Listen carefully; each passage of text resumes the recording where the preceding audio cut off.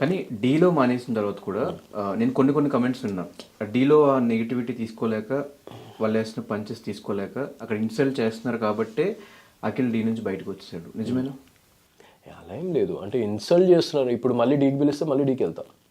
Okay, it's nothing like that. అంటే I enjoyed the comedy. నేను కూడా రివర్స్ పంచులు వేసిన రోజులు ఉన్నాయి. అండ్ బయట జనాలకంతా అదే నచ్చింది.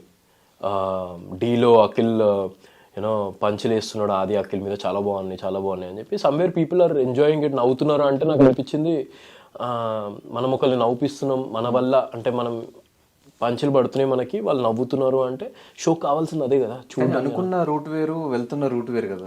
అనుకుంది నేను ఏమట్లా అనుకోలేదు, లైక్ డీకి వెళ్ళొద్దని అయితే అనుకోలేదు. Dhee is a very good show. అట్లా అని కాదు, ఒకవేళ డీకి వెళ్ళినా కూడా సెటిల్డ్ గా ఉండే ఒక పర్సన్ తీసుకెళ్ళి అక్కడ కొంచెం రోస్ట్ చేసినట్టు చేస్తూ ఉంటే ఐ థింక్ సో అక్కడ కూడా నేను ఆడియన్స్ పాయింట్ ఆఫ్ వ్యూ మారిపోతుంది కదా. లేదు, అక్కడ కూడా యాజ్ ఎ పర్సన్ నేను నేర్చుకున్నా పడడం. అంటే నేను ముందు పడకపోతుండే, లైక్ ఎవరైనా ఏదైనా పని చేసినా ఏదైనా చేసినా I won't take it as a person. You know me, and Bigg బాస్లో కూడా చూసిన వాళ్ళకి తెలుసు అఖిల్ తీసుకోలేడని. అలాంటిది నేను తీసుకుంటున్నా అంటే it was a challenge for me, and that's for my betterment.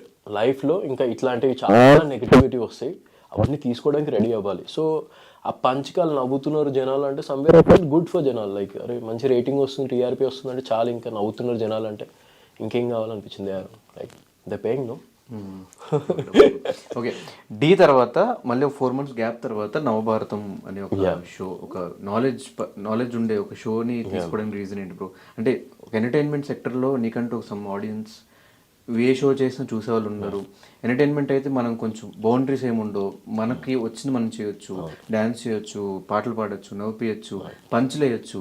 But ఇది ఒక ఎడ్యుకేషన్కి సంబంధించి, దీనికి కంప్లీట్ నాలెడ్జ్ ఉండాలి. అండ్ వచ్చిన గెస్ట్కి కొంచెం అటు ఇటు కూడా ఏం చేయకుండా చూసుకోవాలి.